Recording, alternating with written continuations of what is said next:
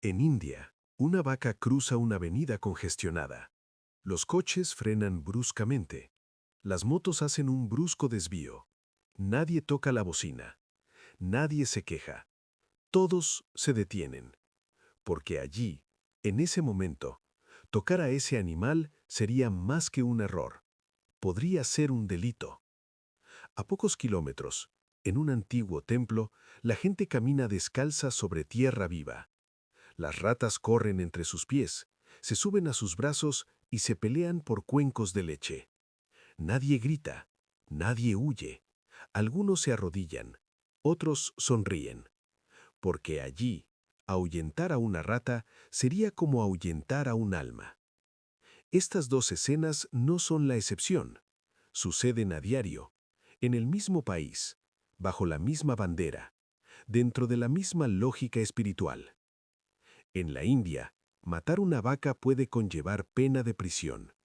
En algunos estados puede conllevar la muerte, pero en ciertos templos las ratas son alimentadas, protegidas y tratadas como entidades sagradas. No por higiene, no por tradición folclórica, sino por fe. Y entonces surge la pregunta que casi nadie se atreve a formular en voz alta. Si ambos son sagrados, si ambos están protegidos, si ambos representan algo más grande que la carne y la sangre, ¿cuál es realmente más importante? ¿El que sustenta la vida o el que alberga las almas humanas? Esta pregunta abarca siglos, divide creencias, desafía la perspectiva occidental. Y cuanto más se profundiza en esta historia, más difícil se vuelve a aceptar la respuesta obvia.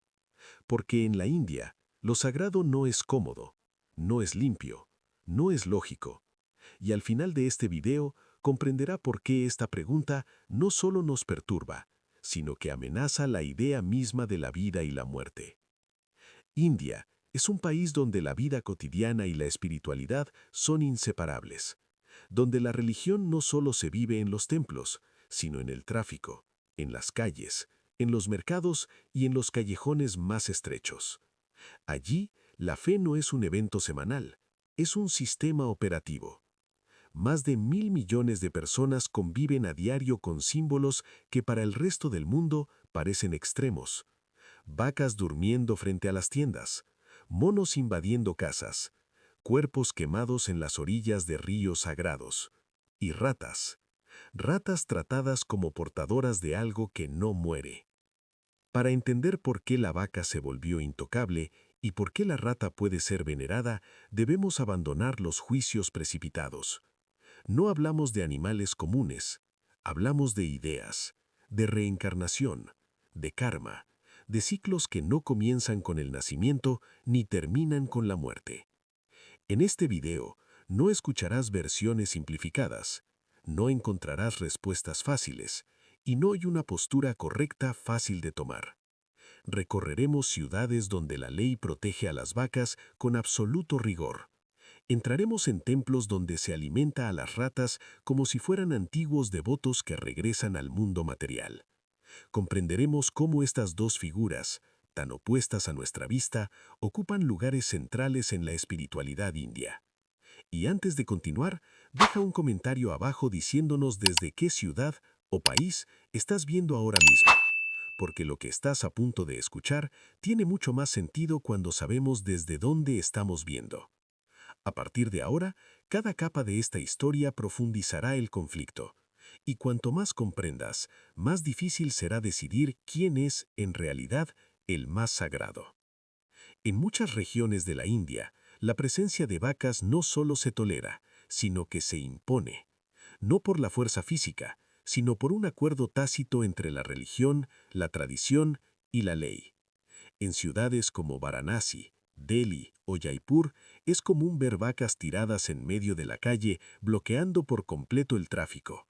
Los autobuses se detienen, los camiones esperan. La prisa occidental simplemente desaparece. Estas vacas no pertenecen a nadie, no llevan collares, no obedecen órdenes. Sin embargo, se las respeta como si fueran autoridades invisibles. Tocarlas violentamente, asustarlas o herirlas puede provocar la agresión inmediata de la población local. En algunos estados, matar a una vaca se considera un delito grave. En otros, es un tabú absoluto, capaz de provocar linchamientos. Pero esta protección no surgió de la nada. En la cosmología hindú, la vaca se llama Gaumata, vaca madre. No es solo un animal útil, es fuente de vida: leche, mantequilla, estiércol, combustible y fertilidad. Durante siglos, la supervivencia de comunidades enteras dependió directamente de ella. Proteger a la vaca significaba proteger la continuidad misma de la vida. Con el tiempo, esta relación práctica se transformó en algo más profundo. La vaca llegó a representar la generosidad absoluta. Da sin exigir, sostiene sin quejarse, alimenta incluso después de la muerte. Sus subproductos se utilizan en rituales, purificaciones, ofrendas y ceremonias funerarias. Nada se desperdicia, todo vuelve al ciclo. Y luego viene Krishna. Una de las deidades más veneradas de la India es representada como un pastor de vacas, un niño travieso, flautista, protector de rebaños. Krishna no gobierna palacios, camina entre los animales, juega con ellos, duerme junto a ellos. Esta imagen se ha arraigado profundamente en el imaginario colectivo. Si Krishna protege a las vacas, ¿cómo podría un humano atreverse a hacerles daño? Con el paso de los siglos, este simbolismo se consolidó. Los reyes protegían a las vacas, los templos creaban refugios, se escribieron leyes, y en el siglo XXI, esta sacralidad se incorporó al Código Penal de varias regiones del país. Aquí, todo parece indicar una conclusión clara. La vaca es el animal más sagrado de la India. Sustenta el cuerpo, sustenta la economía, sustenta la religión, sustenta la ley. Pero esta conclusión empieza a desmoronarse al observar un detalle que casi nadie fuera de la India percibe. La vaca es sagrada porque sustenta la vida en este mundo, y la espiritualidad india no termina en este mundo. En los mismos textos que exaltan a la vaca, hay un concepto aún más poderoso: el ciclo de renacimientos, samsara, la rueda infinita donde el alma nace, muere y regresa incontables veces asumiendo diferentes formas, en diferentes cuerpos, en diferentes existencias. En este sistema, el cuerpo no es el fin, es simplemente un vehículo temporal, y eso lo cambia todo. Porque si el alma es eterna, entonces el valor supremo no reside en lo que sostiene el cuerpo, sino en lo que acompaña al alma en su viaje. Aquí es donde el enfoque cambia. En los textos antiguos, la rata aparece como símbolo de supervivencia extrema.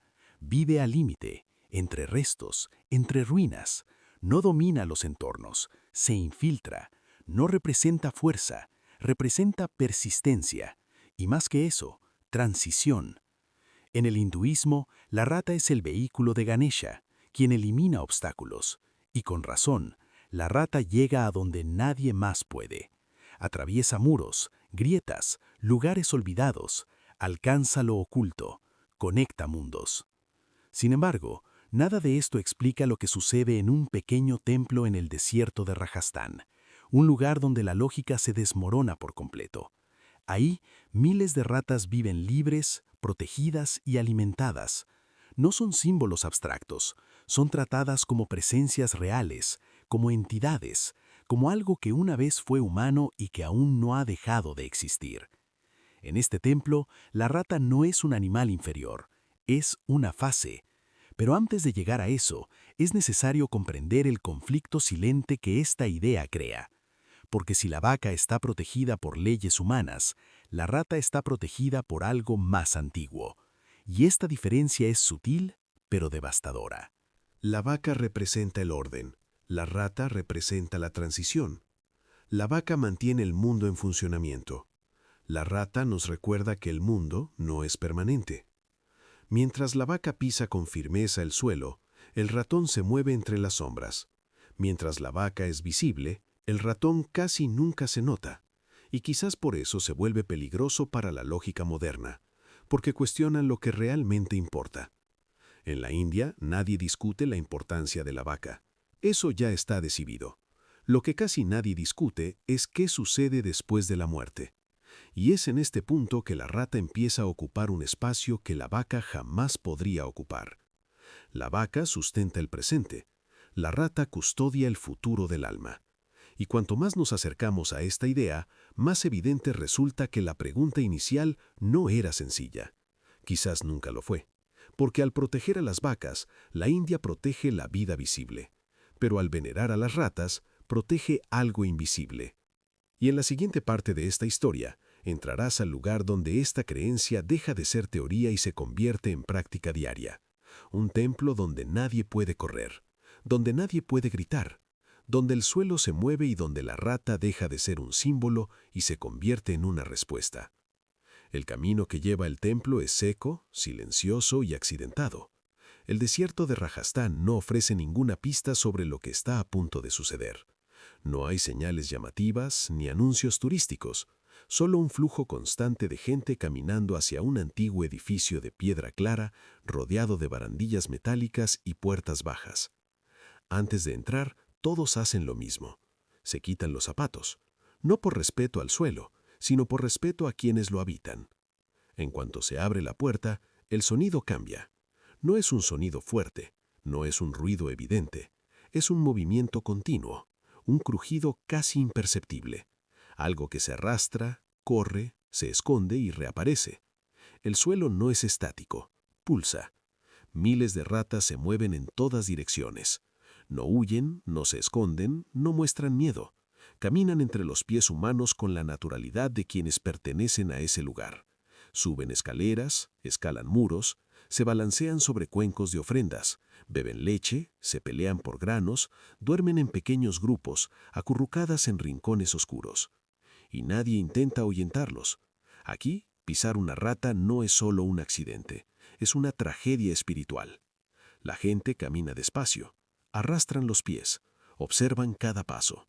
Algunos cierran los ojos, otros murmuran oraciones. Hay tensión en el aire, pero no en el sentido de peligro físico. Es una cautela reverente, un tipo diferente de miedo. El miedo a herir algo que no debería herirse. Porque según la tradición local, estas ratas no son ratas comunes. Se llaman cabás, y cada una es considerada la reencarnación de un devoto humano. Cuenta la leyenda que hace siglos, una santa mujer tuvo un deseo que la muerte misma le negó. En respuesta, rompió el ciclo ordinario de la existencia. Sus seguidores no serían juzgados, no serían castigados, no serían arrojados a formas inferiores por el karma negativo. Regresarían como ratas dentro del templo, hasta que estuvieran listos para renacer como humanos. No es una metáfora, no es simbólico, es literal. Por lo tanto, comer junto a las ratas se considera un privilegio, beber leche del mismo recipiente una bendición. Compartir comida significa compartir el destino. En otras partes del mundo, las ratas representan enfermedades, suciedad y plagas. Aquí representan la continuidad, la memoria, la persistencia del alma. Hay algo aún más inquietante. Entre miles de ratas oscuras, unas pocas son blancas, extremadamente raras. Ver una se considera una señal directa de la deidad. Muchos creen que estas ratas blancas son manifestaciones de la misma entidad venerada en el templo y sus descendientes. Cuando alguien ve una, se hace el silencio. La gente se arrodilla. Algunos lloran. El templo alberga unas 20.000 ratas. Diariamente se ofrecen aproximadamente 400 litros de leche, granos, frutas, azúcar. Nada se rechaza, nada se considera desperdicio, porque allí alimentar a una rata es alimentar a un alma en tránsito. Ahora comparemos eso con una vaca. Ninguna vaca en ningún lugar de la India recibe ese tipo de intimidad espiritual. Es respetada, protegida, reverenciada a distancia, pero nadie cree que el alma de un familiar esté dentro de una vaca específica, caminando a sus pies. La vaca es colectiva, la rata es individual. La vaca representa un principio, la rata representa a una persona. Y esta diferencia cambia por completo las reglas del juego. Ya no hablamos de símbolos abstractos de abundancia o generosidad. Hablamos de identidad, de continuidad personal, de alguien que estuvo, murió y sigue ahí. El templo no intenta convencer a los visitantes, no ofrece explicaciones modernas, no se adapta a la incomodidad ajena. La fe no pide permiso, simplemente existe. Algunos visitantes van y vienen rápidamente, incapaces de soportar la experiencia. Otros se quedan durante horas, sentados en el suelo, observando a las ratas, esperando algo que no pueden definir. Una sensación, una señal, un reconocimiento. El olor del lugar es intenso. Leche agria, granos fermentados, piedra antigua. El calor es constante. El tiempo parece ralentizarse. No hay relojes visibles. No hay prisa. Solo repetición, alimentación, caminar, observar, esperar. El polvo suspendido en el aire se mueve con la luz que entra por las grietas. Partículas doradas flotan silenciosamente. El sonido de pasos descalzos se mezcla con el chirrido de pequeñas garras sobre la piedra. Hay un ritmo aquí, lento, orgánico, casi hipnótico. Y entonces viene la pregunta que nadie responde directamente.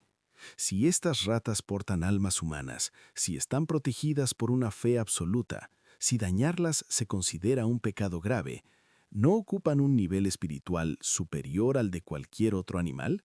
¿Incluso al de la vaca? Esta pregunta no se debate en voz alta, se evita, porque aceptarla implica algo incómodo.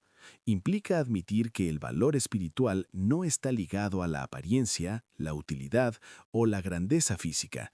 Implica admitir que algo pequeño, despreciado e invisible puede tener un significado espiritual mayor que aquello que sustenta ciudades enteras. Y es precisamente aquí donde el conflicto se vuelve ineludible.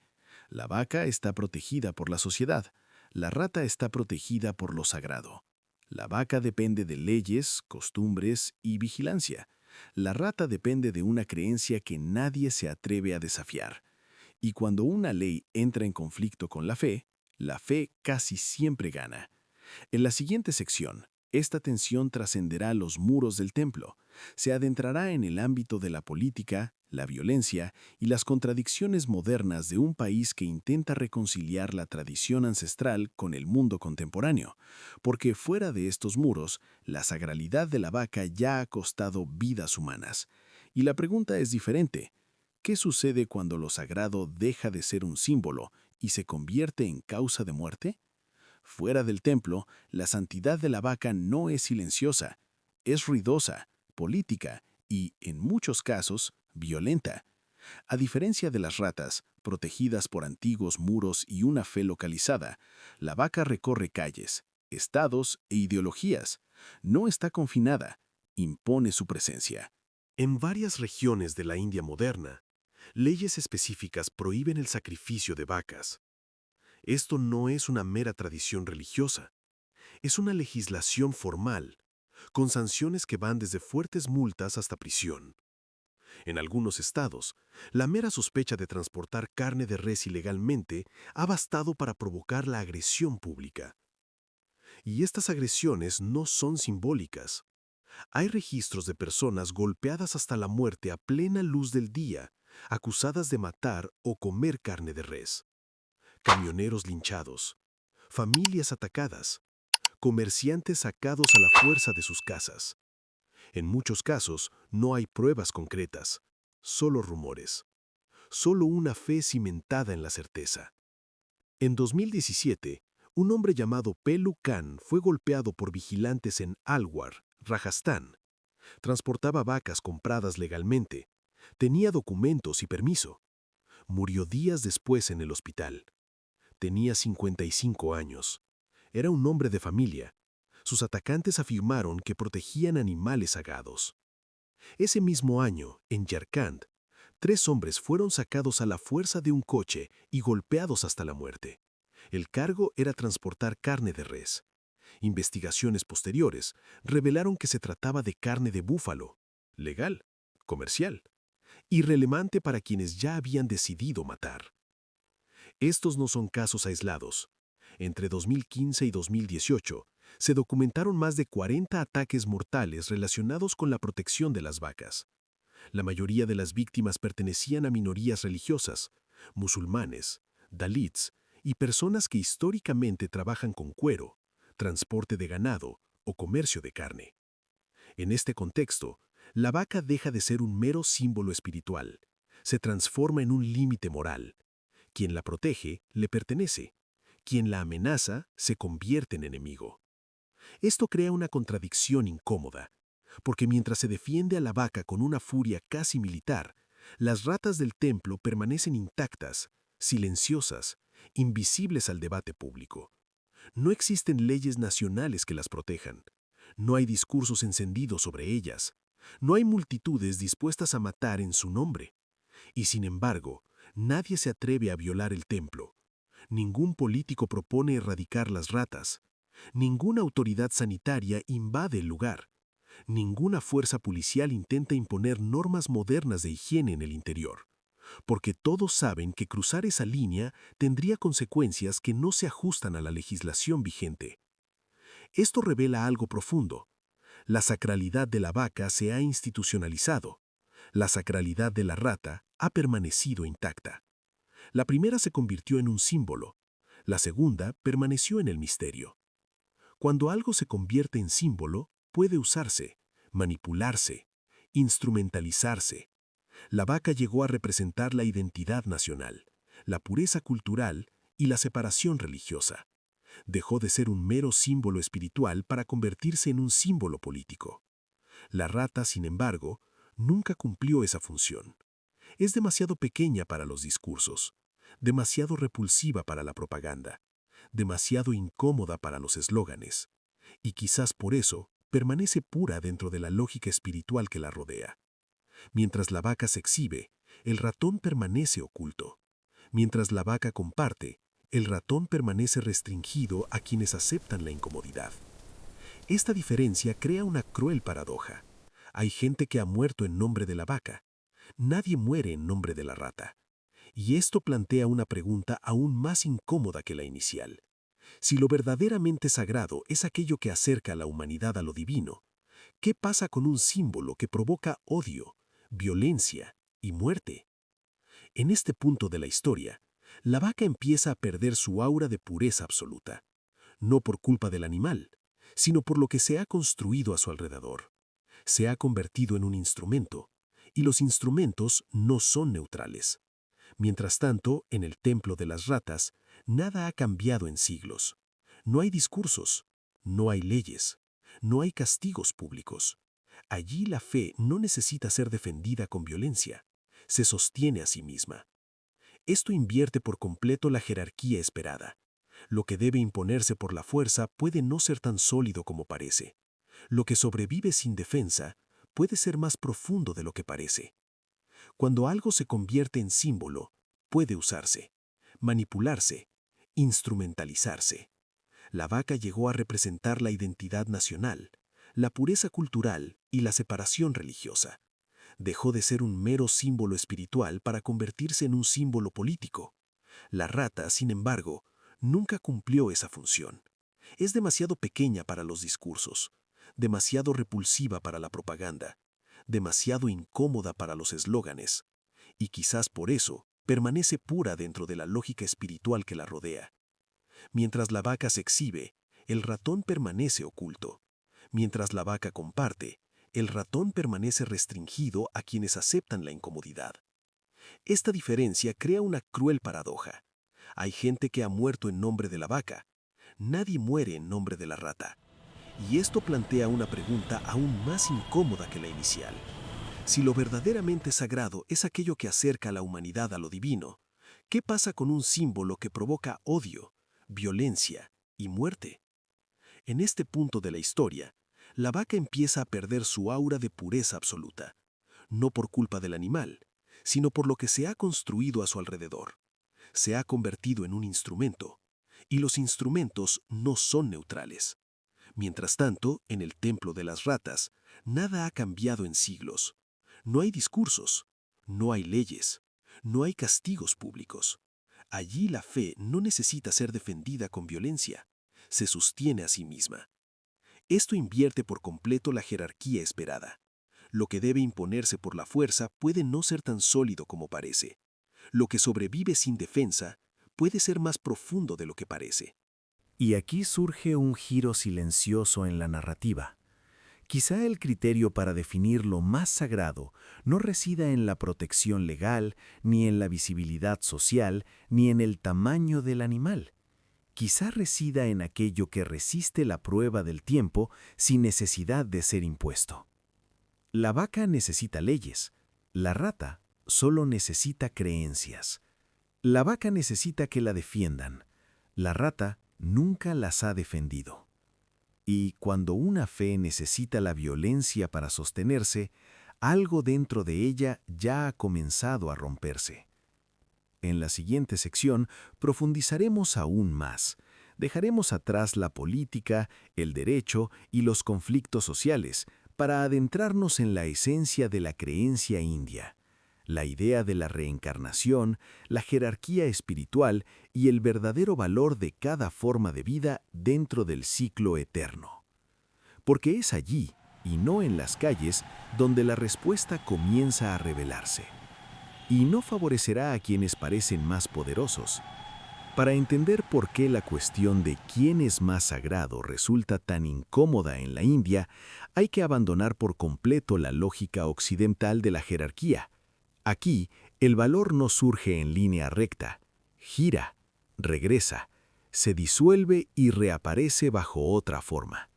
En el centro de esta visión se encuentra la reencarnación. En la cosmología india, la vida no comienza con el nacimiento ni termina con la muerte. Lo que nace es simplemente un cuerpo. Lo que muere es simplemente un vehículo. La esencia, el alma, recorre todo esto como quien recorre un camino demasiado largo para recorrerlo de una sola vez. Toda existencia es una pausa temporal. Y cada forma de vida representa una posibilidad específica dentro de ese ciclo. Esto significa que un humano puede renacer como animal. Un animal puede regresar como humano, no como un castigo arbitrario, sino como consecuencia directa de acciones pasadas. El karma no es un castigo, es una continuidad lógica. Dentro de este sistema, ninguna forma es definitiva. Ninguna forma es superior por naturaleza. Lo que existe es una función espiritual momentánea. Aquí es donde la vaca comienza a revelar su verdadero rol. Se la considera sagrada no por albergar almas humanas específicas, sino por permitir que la vida humana continúe. Sostiene el cuerpo físico, nutre, mantiene el orden material. La vaca está conectada con el mundo de la permanencia, con el ahora, con lo que necesita seguir funcionando. Es un ancla. La rata, sin embargo, ocupa un espacio completamente diferente. La rata no se sostiene a sí misma, se mueve, vive en ruinas, en restos, en los márgenes. No construye nada duradero, sobrevive entre ciclos, aparece donde algo ha terminado, donde algo ha caído, donde algo ha muerto. Dentro de la lógica de la reencarnación, esto no es insignificante, es sumamente simbólico. La rata se mueve entre mundos, entre lo puro y lo impuro, entre lo vivo y lo muerto, entre lo que permanece y lo que se disuelve. No es casualidad que sea el vehículo de Ganesha, el dios que elimina los obstáculos, porque en la cosmovisión india, los obstáculos no son solo problemas externos, son pasos bloqueados entre las etapas de la existencia. La rata va por donde nadie más va, pasa por donde nadie más pasa, cruza lo que parece cerrado. Y cuando se ve a una rata portando un alma humana en transición, eso no es una degradación, es una función específica dentro del ciclo eterno. Esto cambia por completo la noción de lo más o menos sagrado. La vaca no representa el alma en tránsito, representa la estabilidad necesaria para que ese tránsito exista. La rata no representa la abundancia, representa el paso. Una sostiene el escenario, la otra mueve a los actores. Y aquí surge un detalle rara vez mencionado. En muchos textos y tradiciones, la proximidad a la transición se considera espiritualmente más peligrosa y por lo tanto más poderosa. Los lugares de muerte, decadencia y ruptura se consideran liminales, portales, zonas donde el velo entre los mundos es más tenue. Por eso los ríos funerarios son sagrados. Por eso los lugares de cremación son temidos y respetados. Por eso los animales asociados con la transición tienen un gran peso simbólico. La rata pertenece a ese territorio. La vaca no. La vaca pertenece al mundo de los seres vivos organizados. La rata pertenece al espacio entre una vida y otra. Esto no hace al ratón superior, pero lo acerca a lo invisible, al proceso que nadie controla, a la parte del ciclo que más miedo da. Y quizás por eso la sacralidad de la rata nunca se ha convertido en una bandera política. Es demasiado incómoda. Habla de muerte, de disolución, de retorno, de algo que escapa al control humano. Mientras que la vaca puede exhibirse, protegerse y celebrarse en público, la rata debe permanecer en espacios cerrados, templos aislados, entornos controlados, no por vergüenza, sino por respeto al poder que simboliza. La vaca es sagrada para todos. La rata es sagrada solo para quienes están dispuestos a afrontar lo que representa. Y esto nos lleva a una conclusión provisional y peligrosa. Quizás lo más sagrado no sea lo que sustenta la vida, sino lo que permite que la vida continúe más allá de ella. Si eso es cierto, entonces la pregunta inicial estuvo mal formulada desde el principio. ¿Por qué no se trata de elegir entre una vaca o una rata? Se trata de comprender cuál se acerca más al misterio de la existencia. Y en la siguiente sección, esta idea se volverá aún más inquietante. Escucharemos relatos, experiencias, personas que creen haber reconocido a sus parientes en las ratas del templo. Historias que no se pueden verificar, pero tampoco ignorar. Porque cuando alguien mira una rata y dice, «conozco esa alma», la conversación deja de ser teórica, se vuelve personal. Algunas personas entran al templo de las ratas por curiosidad. Observan, sienten repulsión, toman fotos y se van. Pero hay otras que entran en absoluto silencio. No están allí para ver, están allí para reconocer. Estas personas no caminan rápido, se detienen, observan una rata específica, siguen sus movimientos, a veces lloran, a veces se arrodillan, a veces simplemente se quedan quietos, como si por fin hubieran encontrado algo.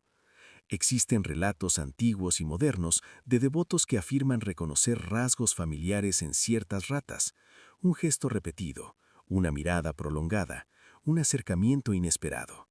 Nada de esto puede probarse, nada de esto puede medirse, pero dentro de esa lógica espiritual no importa, porque el reconocimiento no ocurre en el cuerpo, ocurre en la memoria del alma. Una mujer de 53 años, viuda de hace 2, visita el templo 3 veces por semana. Siempre llega a la misma hora, se sienta en el mismo lugar y espera. Sus hijos dicen que busca a su marido. Ella nunca lo confirma, pero tampoco lo niega. Simplemente alimenta a las mismas ratas, observa los mismos rincones y a veces sonríe. Otro visitante, un anciano de Jaipur, perdió a su único hijo en un accidente. El niño tenía 7 años. 3 meses después, el padre comenzó a asistir al templo. No habla mucho, pero cuando ve una rata blanca, se acerca lentamente, ofrece leche con sus propias manos y murmura algo que nadie más oye.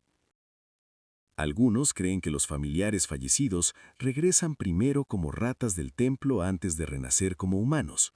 Otros dicen que ciertas almas eligen permanecer allí más tiempo, cerca de la deidad, protegidas del mundo exterior.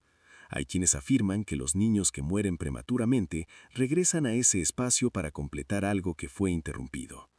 Nada de esto se anuncia oficialmente, no hay señales, no hay textos explicativos. El templo no vende respuestas, simplemente existe. Y eso es lo que lo hace aún más inquietante. Porque mientras que la sacralidad de la vaca se enseña desde la infancia, se repite en los libros de texto y se refuerza mediante leyes, la sacralidad de la rata se transmite mediante la experiencia directa, Necesitas adentrarte en ella, necesitas recorrerla, necesitas sentirla. La vaca es un símbolo aceptado, la rata es una experiencia tolerada. Esta diferencia es brutal. Algunos dicen que nunca volvió a ser el mismo después de visitar el templo, no por miedo, sino por desplazamiento. La sensación de que algo fundamental sobre la vida y la muerte había cambiado, que la frontera entre lo humano y lo animal había dejado de tener sentido, que el cuerpo se había convertido en una simple prenda temporal. Estas personas rara vez hablan de ello en público, no por vergüenza, sino porque saben que no hay palabras suficientes para explicarlo. ¿Cómo describes la sensación de compartir comida con alguien que quizás amaste? ¿Cómo aceptas que algo que instintivamente pisarías en otro lugar pueda tener una continuidad que se extiende a lo largo de generaciones? Este tipo de fe no busca la conversión, no necesita ser defendida, no le importa ser comprendida. Y quizás eso es precisamente lo que lo hace tan resistente al tiempo. Mientras las ideologías cambian, las leyes caen y los símbolos se disputan, el templo permanece. Siglo tras siglo, rata tras rata, vida tras vida. Y aquí, la pregunta inicial empieza a disolverse por completo. Porque quien llega a este punto se da cuenta de algo incómodo.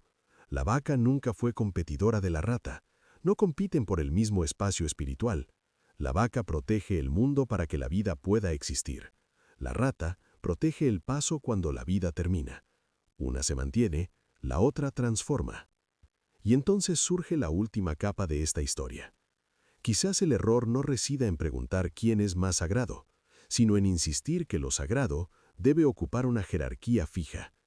Quizás lo sagrado, en la India, no esté en la cima de una pirámide, sino que se extiende a lo largo de un ciclo. La vaca al principio, la rata en el medio y el ser humano simplemente transitando por ambos. Y si eso es cierto, entonces la pregunta que abrió este video no tiene una única respuesta. Tiene un efecto. Obliga al espectador a confrontar algo que a casi nadie le gusta enfrentar. Que la forma que ocupas hoy no define quién eres. Que el tamaño no determina el valor. Que lo que parece repulsivo puede ser esencial. Y en la parte final de esta narrativa, cerraremos el círculo. No con una respuesta simple, sino con la única conclusión posible dentro de esta cosmovisión. Una conclusión que no elige entre la vaca y la rata, sino que revela por qué la India nunca tuvo que elegir. En última instancia, la India nunca intentó responder qué animal es el más sagrado. Esta pregunta solo surge cuando alguien externo intenta imponer una jerarquía donde no hay una línea recta, porque dentro de esta cosmovisión, lo sagrado no ocupa un trono, ocupa un camino. La vaca nunca fue elevada a la categoría de veneración superior a todo lo demás, fue colocada donde debe estar, en el origen, en el sustento, en la tierra firme que permite que la vida florezca, crezca y se organice. Representa lo que mantiene el mundo funcionando mientras estamos aquí. La rata, a su vez, nunca fue exaltada públicamente. Se mantuvo cerca del final, cerca del intervalo, cerca del silencio entre un aliento y otro. No sustenta ciudades, sustenta pasajes, no alimenta cuerpos, acompaña almas. Y quizás por eso esta comparación resulta tan inquietante, porque nos obliga a aceptar que la vida no es el centro de todo, que el cuerpo no es el destino final, que lo que consideramos repulsivo puede estar más cerca del misterio que lo que veneramos desde la distancia. La vaca es sagrada porque sostiene el momento presente. La rata es sagrada porque nos recuerda que el momento presente pasa. Una previene el colapso inmediato, la otra previene el olvido. ¿Y el humano? El humano simplemente pasa. En la India, la espiritualidad no intenta salvar al individuo de la muerte. Intenta enseñarle a no aferrarse a la forma que ocupa. Por lo tanto, lo sagrado aparece tanto en lo bello como en lo incómodo, tanto en lo grandioso como en lo insidioso. La vaca nos enseña a cuidar, la rata nos enseña a dejar ir. Y cuando alguien pregunta cuál de los dos es más importante, la tradición misma responde en silencio. Lo que importa no es quién sustenta más, Lo que importa no es quién parece más puro. Lo que importa es quién cumple su papel en el ciclo. Sin la vaca, el mundo de los vivos se derrumba. Sin la rata, el ciclo del alma queda incompleto. Y eso explica por qué la India nunca tuvo que elegir entre ellos. Porque elegir significaría romper el ciclo. Y romper el ciclo significaría negar todo lo que esta espiritualidad ha construido. Quizás el verdadero impacto para los espectadores no sea descubrir que las ratas pueden ser sagradas, sino darse cuenta de que lo sagrado no está donde la mirada moderna espera encontrarlo. Es donde comienza la vida, y también donde termina. Este fue otro episodio de Rutas Sagradas. Si has llegado hasta aquí, deja un comentario. ¿Podrías caminar descalzo entre ratas? Y más aún, en tu opinión, ¿qué hace que algo sea verdaderamente sagrado?